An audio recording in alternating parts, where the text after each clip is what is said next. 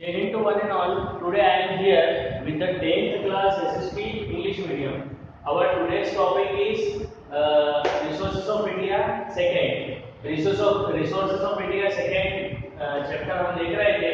इसमें आज हम कन्वेंशनल सोर्सेस ऑफ एनर्जी में जो बच गया था न्यूक्लियर एनर्जी वो हम देखेंगे और इसके अलावा non conventional sources of energy हम देखेंगे. उसमें आता है आपका solar energy, wind energy, biomass energy, geothermal energy, convert और आखिर में हम देखेंगे conservation of power resources. So let's start.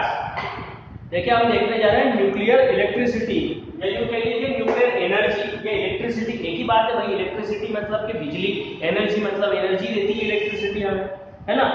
तो देखिए जो यूज ऑफ न्यूक्लियर हमारे देश में स्टार्ट हुआ 1969 के अंदर. यूरेनियम, थोरियम, बेरिलियम और जिर्कोनियम ये सारे के सारे मिनरल्स हैं, ये न्यूक्लियर एनर्जी को प्रोड्यूस करते हैं. ओके. और इंडिया के अंदर ये रिजर्व है इन सारे मिनरल्स का.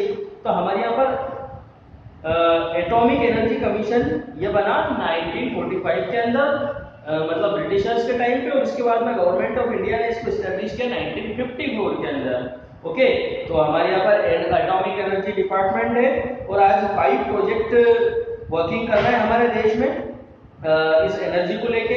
और न्यूक्लियर एनर्जी या न्यूक्लियर इलेक्ट्रिसिटी की अगर मैं बात करूं तो न्यूक्लियर का मींस न्यूक्लियर एनर्जी का इस्तेमाल करके भी इलेक्ट्रिसिटी बनाई जा सकती है या इलेक्ट्रिसिटी न्यूक्लियर एनर्जी को इलेक्ट्रिसिटी के फॉर्म में कन्वर्ट किया जाता है, उसको हम न्यूक्लियर एनर्जी कहते हैं. तो यह हमारे देश में काइगा, कर्नाटका, रावतभाटा, राजस्थान वगैरह में भी ये वर्किंग में है न्यूक्लियर एनर्जी स्टेशन. आगे नॉन कन्वेंशनल की बात करेंगे. ये तो कन्वेंशनल सोर्सेस की बात हो गई और हमने हमारे प्रीवियस लेक्चर के अंदर और भी बहुत सारे कन्वेंशनल सोर्सेस देखे थे. हाइड्रो इलेक्ट्रिसिटी देखा था, थर्मल देखा था, है ना. और इलेक्ट्रिसिटी के बारे में देखा था, मिनरल्स के बारे में देखा था, मिनरल ऑयल्स के बारे में देखा था. अब हम देखते हैं non conventional sources of energy. Non conventional sources of energy की बात करूं तो सबसे पहला नंबर आता है उसमें सोलर एनर्जी का, मतलब कि सनलाइट का. जो हमें सोलर एनर्जी या सनलाइट से जो एनर्जी रिसीव होती है उसको हम सोलर एनर्जी कहते हैं. और इसका इस्तेमाल भी हम डायरेक्टली इलेक्ट्रिसिटी बनाने के अंदर कर सकते हैं. आजकल बहुत ज्यादा सोलर पैनल्स वगैरह का इस्तेमाल होता है. सोलर पैनल्स क्या करते हैं, जो सोलर एनर्जी होती है उसको कन्वर्ट कर देते हैं इलेक्ट्रिक एनर्जी के अंदर. ये सोलर फोटोवोल्टिक सेल होते हैं उसके अंदर. और ये जो वोल्टिक सेल होते हैं ये कहीं ना कहीं सोलर एनर्जी को इलेक्ट्रिकल एनर्जीज के अंदर कन्वर्ट कर देते हैं. सोलर एनर्जी का इस्तेमाल बहुत सारी चीजों के लिए इस्तेमाल होता है. जैसे अगर मैं बात करूं सोलर एनर्जी की तो सोलर कुकर वगैरह होते हैं जिसके अंदर हम खाना वगैरह बनाते हैं हमारा, उसमें भी सोलर एनर्जी का इस्तेमाल होता है. वाटर की हीटिंग के लिए भी हम सोलर एनर्जी का इस्तेमाल करते हैं. ओके. और वाटर प्यूरिफिकेशन के लिए भी हम इसका इस्तेमाल कर रहे हैं. आजकल तो बहुत सारे फार्म के अंदर, बहुत सारे खेत के अंदर जो पंप वगैरह है वो भी सोलर एनर्जी से चलते हैं, सोलर पैनल्स वगैरह से चलते हैं वो भी. ओके. आगे देखेंगे electricity generate bye solar energy use for commercial purpose. आज के टाइम पे जो सोलर एनर्जी बन रही है उसका हम कमर्शियल यूज भी कर रहे हैं, है ना. पहले जो डोमेस्टिक यूज हुआ करता था लेकिन आजकल हम उसका कमर्शियल यूज भी कर रहे हैं. बहुत सारे दूर दराज के इलाके ऐसे हैं जहाँ पर बिजली वगैरह की सप्लाई नहीं है, जो कहना चाहिए बहुत रिमोट एरियाज या दूर दराज के आदिवासी इलाके, तो वहां पर कहीं ना कहीं सोलर एनर्जी का इस्तेमाल करके ही उनको इलेक्ट्रिसिटी प्रोवाइड की जा सकती है. तो इसका कमर्शियल यूज भी हो रहा है. More than 9,80,000 solar electricity producing unit है आज हमारे देश के अंदर, जिससे 96 मेगावाट बिजली बनाई जाती है. ओके. अब मैं बात कर लेता हूँ विंड एनर्जी की. सोलर एनर्जी की बात यहाँ पर खत्म होती है. विंड एनर्जी की अगर हम बात करें तो विंड एनर्जी वो होती है जो विंड से प्राप्त होती है या मूविंग एयर से हमें प्राप्त होती है, उसको हम कहते हैं विंड एनर्जी. विंड एनर्जी का इस्तेमाल हम बहुत सारी चीजों में करते हैं. एग्रीकल्चर के अंदर भी हम उसका इस्तेमाल कर रहे हैं. इसके अलावा ट्रांसपोर्टेशन का इस्तेमाल ट्रांसपोर्टेशन में इस्तेमाल कर रहे हैं हम उसका. ट्रांसपोर्टेशन में किस तरीके से बहुत सारी आजकल जो बैटरी वगैरह के व्हीकल्स आ रहे हैं, बैटरी वगैरह की जो बाइक्स वगैरह आती है तो उसमें कहीं ना कहीं वो उसमें 2 ऑप्शन रहते हैं. एक तो आपकी इलेक्ट्रिसिटी वगैरह से भी चार्ज हो जाती है वो, और सोलर एनर्जी से भी वो चार्ज वगैरह का उसमें ऑप्शन होता है. तो ये भी विंड एनर्जी की हम बात कर रहे हैं. तो विंड एनर्जी का इस्तेमाल हम कर रहे हैं एग्रीकल्चर वगैरह में. एग्रीकल्चर में भी हम इसका इस्तेमाल करते हैं. Man has been using speed of wind for agriculture, speed of wind का इस्तेमाल करता है वो। मैं शुरू से एग्रीकल्चर में और ट्रांसपोर्टेशन में भी विंड का इस्तेमाल कर रहा है। ट्रांसपोर्टेशन में विंड का इस्तेमाल हम कैसे कर रहे हैं, आप लोगों ने जहाज देखे होंगे, जब जहाज की डायरेक्शन जिस डायरेक्शन में हमें जाना है और विंड की डायरेक्शन जब सेम होती है तो हम उसको विंड की एनर्जी के ऊपर छोड़ देते हैं, मतलब कहीं ना कहीं उसको विंड आगे लेके जाती है, फिर वहां पर हम मोटर का यूज जो है बंद कर देते हैं। ओके, तो इस तरीके से हम विंड एनर्जी का यूज कर रहे हैं हमारे ट्रांसपोर्टेशन के अंदर भी, ये सिविलाइजेशन के टाइम से ही हम करते आ रहे हैं। तो विंड एक तरीके की एनर्जी है, इससे विंड व्हील वगैरह बनाई जा सकती है और इसका इस्तेमाल 45,000 मेगावाट बिजली हमारे देश में विंड एनर्जी की मदद से बनती है। Okay, presently it has capacity of producing 1340 megawatt of electricity. Okay, अगर मैं आज की बात करूं तो 1340 मेगावाट ऑफ इलेक्ट्रिसिटी की कैपेसिटी है हमारे देश में विंड एनर्जी की। और विंड एनर्जी के अगर मैं सेंटर की बात करूं तो ये तमिलनाडु, केरला और सदर्न इंडिया, गुजरात और उसके अलावा वेस्टर्न इंडिया वगैरह में। इसके लिए विंड एनर्जी के लिए कंटिन्यूटी ऑफ द विंड बनी हुई होना चाहिए। विंड एनर्जी का इस्तेमाल वहीं पर हो सकता है जहां पर फास्ट ब्लोइंग विंड होती है, जहां पर तेजी से विंड वगैरह ब्लो हो रही है। तो इसके लिए क्या किया जाता है, कुछ पवन चक्कियां लगाई जाती है या विंड मिल लगाई जाती है विंड एनर्जी का यूज करने के लिए। उसके अंदर आप लोगों को कल मैंने एक चीज बताई थी कि जो इंसुलेटेड कॉपर वायर है, जब उसके चारों ओर मैग्नेट वगैरह को घुमाया जाता है तो इलेक्ट्रिसिटी प्रोड्यूस होती है। तो इसी का इस्तेमाल किया जाता है विंड एनर्जी बनाने के अंदर। आगे बात करेंगे बायोमास एनर्जी की। अगर बायोमास एनर्जी की बात करूं तो energy produce from the reduce of agriculture, जो एग्रीकल्चर का वेस्ट बचता है या फॉरेस्ट का वेस्ट बचता है या इंडस्ट्रीज का वेस्ट बचता है, उससे जो हम एनर्जी बनाते हैं उसको हम बायोमास एनर्जी कहते हैं। और ये दोनों फॉर्म में बनती है, इससे हम गैस भी बनाते हैं और इलेक्ट्रिसिटी भी बनाते हैं, यानी कि काऊ डंग है या ह्यूमन एक्सक्रीटा है, इसका इस्तेमाल करके भी हम गैस बनाते हैं। आपने बायोगैस तो सुनी होगी, बायोगैस की मदद से हम अपनी गैस वगैरह भी बनाते हैं, गैस भी जलाते हैं, है ना। इसका इस्तेमाल भी करते हैं और इसके अलावा हम इसका इस्तेमाल इलेक्ट्रिसिटी बनाने के अंदर भी करते हैं। ओके, कैसे करते हैं कि जिंक, अगर आपको इसका थोड़ा सा करके देखना है घर के ऊपर, तो अपने घर में थोड़ा वेस्ट वगैरह इकट्ठा करिए, जो आपके घर का कचरा हो, वेस्ट हो, फिर उसमें 7-8 दिन के बाद पानी डाल दीजिए। फिर उसके बाद में एक कॉपर रॉड और एक जिंक रॉड, 2 रॉड आपको मार्केट से बाय करके लाना है और वो दोनों रॉड को आपको उसके अंदर डाल देना है। जब आप दोनों रॉड्स के अंदर वायर लगाएंगे और वायर से छोटा सा बल्ब वगैरह होता है जो एलईडी बल्ब वगैरह होगा, जब आप उसको कनेक्ट करेंगे तो वो जलने लगेगा, ब्लो होने लगेगा। तो इस तरीके से एनर्जी बनती है। तो इस एनर्जी का इस्तेमाल हम बायोगैस बनाने के लिए या हम कुकिंग में करते हैं या कहीं ना कहीं इलेक्ट्रिसिटी बनाने के लिए भी इसका इस्तेमाल किया जाता है। अगर मैं बात करूं बायोमास से जो इलेक्ट्रिसिटी प्रोड्यूस होती है तो 19,500 मेगावाट इलेक्ट्रिसिटी प्रोड्यूस होती है और अभी 292 मेगावाट इलेक्ट्रिसिटी इससे प्रोड्यूस हो रही है। ओके, आगे हम बात कर लेते हैं जियोथर्मल एनर्जी की। देखिए, जियोथर्मल एनर्जी की अगर मैं बात करूं तो जमीन के अंदर जो हॉट स्प्रिंग्स वगैरह है या वाटर वगैरह जो होता है, हॉट स्प्रिंग वाटर होता है, उससे हम जियोथर्मल उस एनर्जी से हम जो है इलेक्ट्रिसिटी बनाते हैं, उसको जियोथर्मल एनर्जी कहते हैं। क्योंकि अर्थ का जो इंटीरियर है वो बहुत हॉट है। जब वॉल्केनिक इरप्शन होता है तो आपको पता होगा उसमें हॉट मोल्टन लावा निकलता है। तो हॉट मोल्टन लावा आखिरकार आता कहां से? क्योंकि अर्थ के अंदर जो मटेरियल है वो हॉट है और मोल्टन है। तो इसका इस्तेमाल बहुत सारी जगह पे हमें अर्थ में हॉट स्प्रिंग वाटर्स भी मिल जाते हैं। बहुत सारे हमारे देश के अंदर भी हॉट स्प्रिंग वाटर वगैरह हैं जो बॉयल होते रहते हैं। इस टाइप के 340 वाटर बॉडीज है हमारे देश में अलग अलग एरियाज के अंदर। तो इसका इस्तेमाल हम करते हैं इलेक्ट्रिसिटी बनाने में। कहां पर? North western part of Himachal और वेस्टर्न कोस्ट में। आपको मालूम है वेस्टर्न कोस्ट और ईस्टर्न कोस्ट। फिर पोगा ये जम्मू एंड कश्मीर में है। Mountain valley of Himachal Pradesh. Western coastal areas, western coastal area इसमें भी इसका इस्तेमाल किया जाता है क्योंकि जहां पर हॉट स्प्रिंग होगी वही तो बनाएंगे ना, हर जगह नहीं बना सकते। तो यहाँ ये सब एरिया है। इसके अलावा यहाँ से 300 किलोवाट इलेक्ट्रिसिटी बनाई जाती है और टाटा पानी छत्तीसगढ़ के अंदर ये इलेक्ट्रिसिटी प्रोजेक्ट डेवलप किया गया है। The production of the electricity from geothermal energy is controlled by national geothermal research institute. इसको चलाता कौन है? इसको चलाने वाला इंस्टीट्यूट है नेशनल जियोथर्मल रिसर्च इंस्टीट्यूट, ये हैदराबाद के अंदर।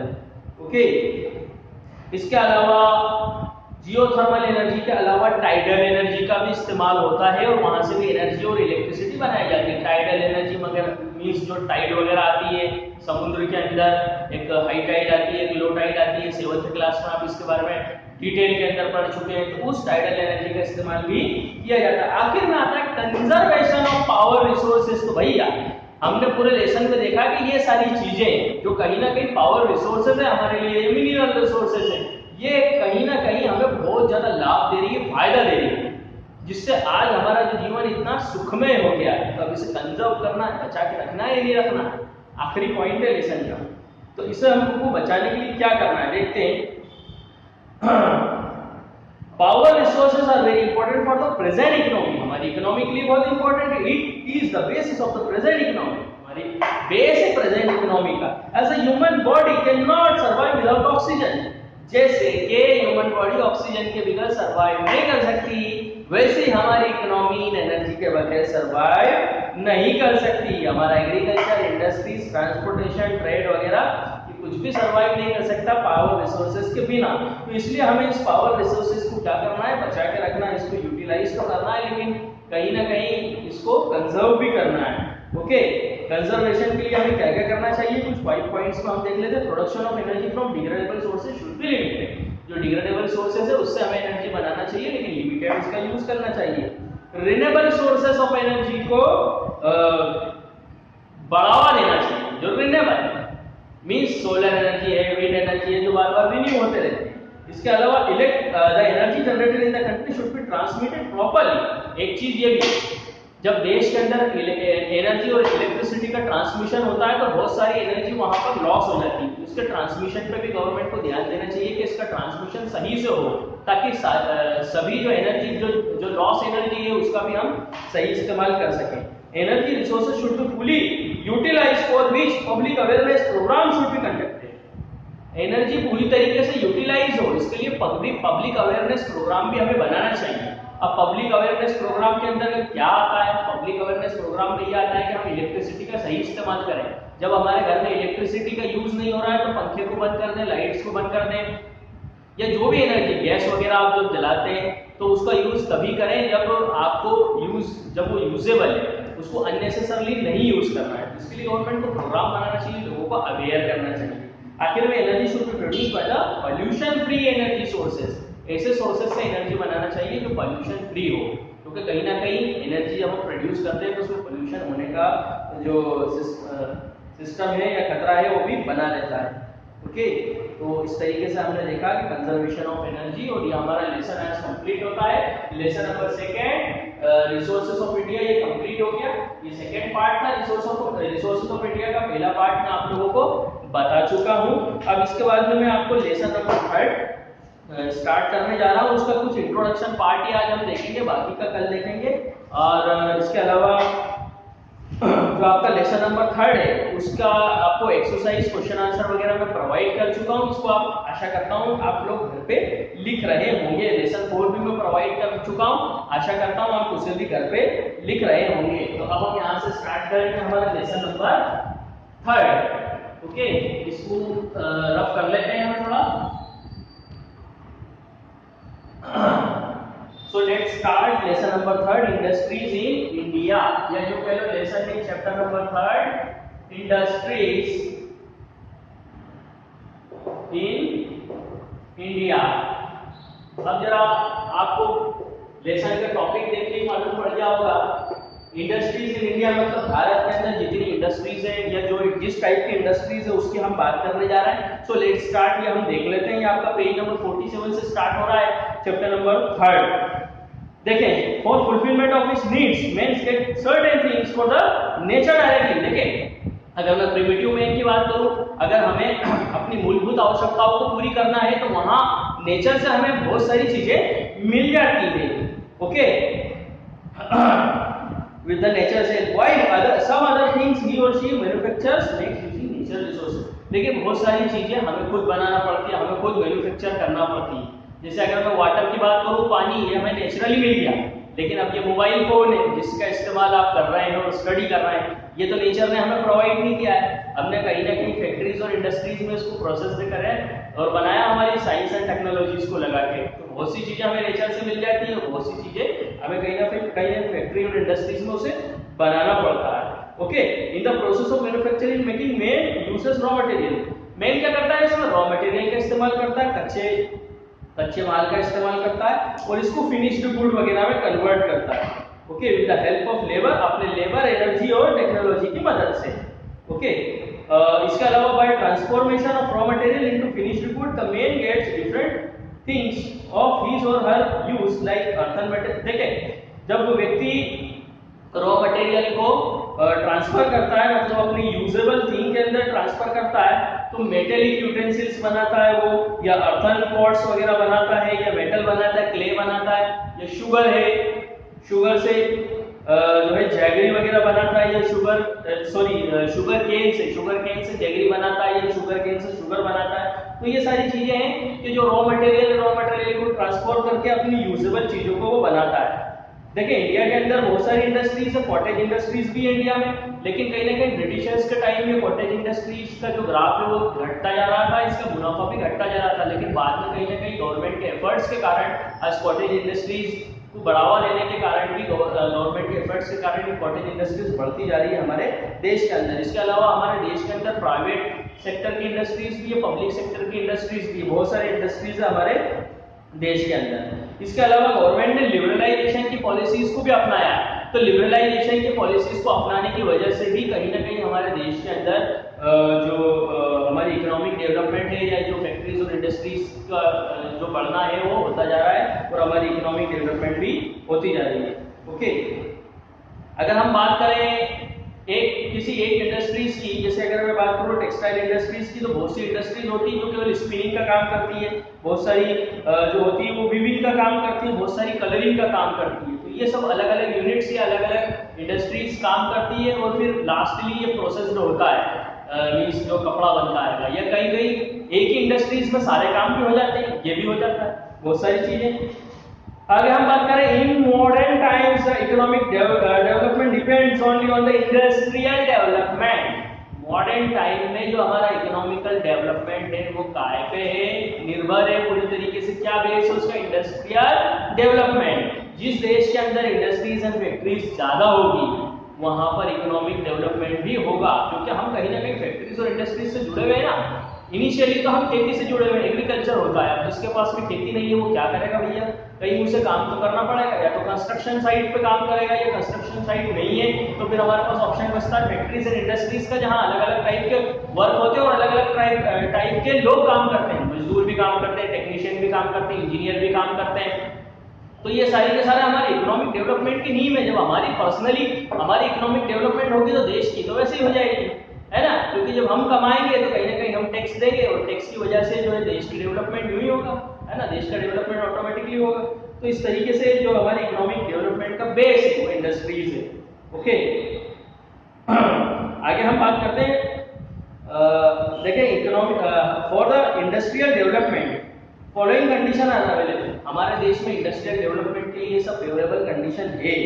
कौन सी चीज है, चीप लेबर है, या क्लाइमेटिक कंडीशन है। बहुत सारे स्टेट ऐसे हैं जहाँ क्लाइमेटिक कंडीशन फेवरेबल नहीं है, लेकिन ज्यादातर जगह क्लाइमेटिक कंडीशन फेवरेबल है। टोपोलॉजी हमारे यहाँ की फेवरेबल है इंडस्ट्रीज वगैरह को सेटअप करने के लिए। रॉ मटेरियल वगैरह हमारे यहाँ मिल जाता है, मिनरल मिल जाते हैं, एग्रो बेस्ड इंडस्ट्रीज के लिए रॉ मटेरियल मिल जाता है, फॉरेस्ट वगैरह रिसोर्सेज भी है हमारे यहाँ, मिनरल रिसोर्सेज भी है हमारे यहाँ। और इसके अलावा एग्रीकल्चर जो होता है, good network of transportation, road and railways भी है हमारे यहाँ। और इसके अलावा डेंस पॉपुलेशन भी है, डेंस पॉपुलेशन होने की वजह से वहाँ पर काम करने वाले मजदूर वगैरह, और इसके अलावा मार्केट सेलिंग वगैरह भी है हमारे यहाँ। मीन्स हमारे यहाँ पर एक वाइड वेराइटी ऑफ मार्केट मौजूद है जहाँ पर हम वाइड वेराइटीज ऑफ थिंग्स को सेल कर सकते हैं। आगे मैं बात करूँ, the main hindrance in the way of the industrial development of India are that the country is not so developed technologically. अब देखिए, अगर मैं कुछ कमियों की बात करूँ तो थोड़ी सी कमी हमारी ये है कि टेक्नोलॉजी की हमारे यहाँ कमी है। ओके, और रिसोर्सेज, कैपिटल रिसोर्सेज की कमी है, पैसों की कमी है, और टेक्नोलॉजी की कमी है। तो इसकी वजह से ये थोड़ी सी हमारी कमियां हैं, तो इसको दूर करने का गवर्नमेंट प्रयास कर रही है और इंडस्ट्रियल डेवलपमेंट को बहुत ज्यादा बढ़ावा दे रही है। अब मैं बात कर लेता हूँ इसमें टाइप्स ऑफ इंडस्ट्रीज की, है ना। अब हम बात करेंगे टाइप्स ऑफ इंडस्ट्रीज। इंडस्ट्रीज के कितने टाइप्स होते हैं इसकी हम बात कर लेते हैं। तो अब मैं टाइप्स ऑफ इंडस्ट्रीज आपको पढ़ा के यहाँ पर खत्म करूंगा। टाइप्स ऑफ इंडस्ट्रीज की बात करूं तो सबसे पहले हम बात कर लेते हैं बेसिस ऑफ ऑनरशिप्स। ऑनरशिप्स के बेस पे, ओनरशिप के बेसिस पे चार पार्ट्स में डिवाइड किया गया है इंडस्ट्रीज को, प्राइवेट, गवर्नमेंट, कोऑपरेटिव और मिक्स्ड। प्राइवेट वो होती है जो किसी प्राइवेट व्यक्ति की, इंडिविजुअल की होती है, या उसको कोई ग्रुप मिलके चला रहा है, वो प्राइवेट होती है। कोई प्राइवेट ग्रुप मिलके, या तो मैं चला रहा हूँ या मैंने मेरे साथ 5 लोगों को जोड़ लिया और वो इंडस्ट्रीज चला रही है, ये भी प्राइवेट ही कहलाएगी। फिर गवर्नमेंट इंडस्ट्री वो होती है जिसको गवर्नमेंट स्वयं चलाती है। कोऑपरेटिव इंडस्ट्रीज वो होती है जो कुछ कोऑपरेटिव ऑर्गेनाइजेशंस वगैरह उसको चलाते हैं। मिक्स्ड इंडस्ट्रीज वो होती है जिसको अगर हम ऊपर की दोनों को मिक्स कर ले, प्राइवेट और गवर्नमेंट दोनों को अगर हम मिक्स कर ले, मैं अपना शेयर लगा रहा हूँ 50% गवर्नमेंट लगा रही है, तो ये मिक्स्ड इंडस्ट्रीज हो जाएगा। अब हम बात करते हैं सेकंड नंबर पे, on the basis of utility. ये पेज नंबर 48 आपको रीड करना है और पेज नंबर 49 है ना। पहले हमने ओनरशिप के बेसिस पे देखी इंडस्ट्री, अब यूटिलिटी के बेसिस पे देखें तो इसको 2 पार्ट्स में डिवाइड किया गया है। पहली है basic industries. Okay, basic industries वो होती है जो कहीं ना कहीं रॉ मटेरियल प्रोवाइड करती है दूसरी इंडस्ट्रीज के लिए, जैसे iron and steel industry. Iron and steel industry दूसरी इंडस्ट्री के लिए रॉ मटेरियल प्रोवाइड करती है, जैसे हमारे ये बेंच वगैरह में बहुत सारा आयरन लगा हुआ है ना। तो ये iron and steel industry basic industry है जो दूसरी इंडस्ट्रीज के लिए रॉ मटेरियल प्रोवाइड कर रही है। और सेकंड है कंज्यूमर इंडस्ट्रीज। कंज्यूमर इंडस्ट्रीज वो होती है जो such industry which produce consumer goods, जो कंज्यूमर के लिए डायरेक्टली गुड्स बना रही है, जैसे टेक्सटाइल इंडस्ट्री डायरेक्ट कंज्यूमर के लिए वो टेक्सटाइल इंडस्ट्रीज कपड़ा बना रही है। शुगर इंडस्ट्रीज, जो शुगर इंडस्ट्री डायरेक्ट आप कंज्यूम कर लोगे वहां से शुगर। तो पेपर इंडस्ट्री डायरेक्ट आप पेपर को कंज्यूम कर लेंगे। तीसरा है on the basis of size. Size के आधार के ऊपर इसको 4 भागों में बांटा गया है। पहला है large scale industry. Large scale industries वो है जहां पर 10 करोड़ से ज्यादा रुपयों का इन्वेस्टमेंट होता है, जैसे Tata iron and steel company. फिर मीडियम इंडस्ट्री वो है जहां पर 5 से 10 करोड़ यानी 10 करोड़ के अंदर रुपयों का इस्तेमाल होता है, या इतने रुपए खर्च होते हैं, जैसे लेदर इंडस्ट्रीज। फिर स्मॉल स्केल इंडस्ट्री वो होती है जहां पर 2 से 5 करोड़ रुपए ही केवल खर्च होते हैं, जैसे लैक इंडस्ट्री वगैरह। और कॉटेज इंडस्ट्रीज वो है जहां पर बहुत कम या नॉमिनल इन्वेस्टमेंट करके या फैमिली मेंबर वगैरह मिलके और इसको चला लेते हैं, उसको हम कॉटेज इंडस्ट्रीज बोलेंगे। जैसे पापड़ बनाना है, अचार बनाना है, इसके लिए कोई करोड़ ऑफ रुपीस नहीं लगेंगे, बहुत कम रुपए के अंदर में हम इसका इस इंडस्ट्रीज को चला सकते हैं, है ना। कुटीर उद्योग हम जिसको बोलते हैं, घरेलू उद्योग भी बोल देते हैं, घर के अंदर चलते हैं। लास्टली है फोर्थ नंबर पे है on the basis of type of finished good. Finished good के आधार पे इसको 2 भागों में बांटा गया है। एक है हेवी इंडस्ट्री और दूसरी है लाइट इंडस्ट्री। हेवी इंडस्ट्रीज की मैं बात करूं तो ट्रैक्टर मैन्युफैक्चरिंग यूनिट ये हेवी इंडस्ट्रीज के अंदर आती है, क्योंकि इसमें हेवी पार्ट्स वगैरह का इस्तेमाल हो रहा है, हेवी मशीनरीज वगैरह लगती है इसमें। फिर लाइट इंडस्ट्रीज की मैं बात करूं तो हमारी जो डेली डे की यूज की चीजें हैं, या जो टॉयज वगैरह की जो फैक्ट्री है, खिलौने वगैरह बनाने की, उसमें हेवी मशीनरी नहीं लगती है ना। तो ये लाइट इंडस्ट्रीज में आता है। Lastly on the basis of raw material. Raw material के आधार पर अगर मैं बात करूं तो इसको 3 भागों के अंदर बांटा गया है। पहली है एग्रो बेस्ड, मिनरल बेस्ड और forest based. Agro based industries वो है जिसका रॉ मटेरियल एग्रीकल्चर से आता है। मिनरल बेस्ड इंडस्ट्रीज वो है जिसका रॉ मटेरियल मिनरल से आता है ना। मिनरल्स आपको मालूम है खनिज पदार्थ जो जमीन में से निकल रहे हैं, अभी हमने इसके बारे में पूरा चैप्टर पढ़ा है। और फॉरेस्ट बेस्ड इंडस्ट्री वो है जिसका रॉ मटेरियल फॉरेस्ट से आता है, जैसे पेपर इंडस्ट्रीज है ना। तो आज हमने देखा रिसोर्सेज ऑफ इंडिया सेकंड, उसमें हमने कुछ रिन्यूएबल सोर्सेज ऑफ एनर्जी और नॉन रिन्यूएबल के बारे में देखा। मींस हमने non conventional sources of energy के बारे में देखा, जैसे solar energy, wind energy, biomass energy, और एक न्यूक्लियर एनर्जी के बारे में हमने देखा जो कि कन्वेंशनल सोर्सेज है।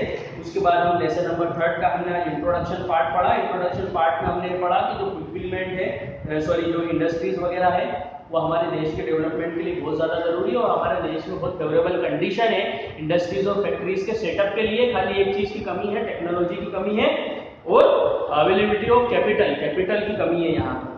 ओके, बाकी हमने टाइप्स ऑफ इंडस्ट्रीज देखी, 5 टाइप्स की इंडस्ट्रीज है, इसको आप घर जाके रीड करेंगे। आपका होमवर्क वगैरह वही है। लेसन नंबर 4 ट्रांसपोर्टेशन वगैरह मैंने जो प्रोवाइड किया है तो वो आप लोगों को घर पे करना है।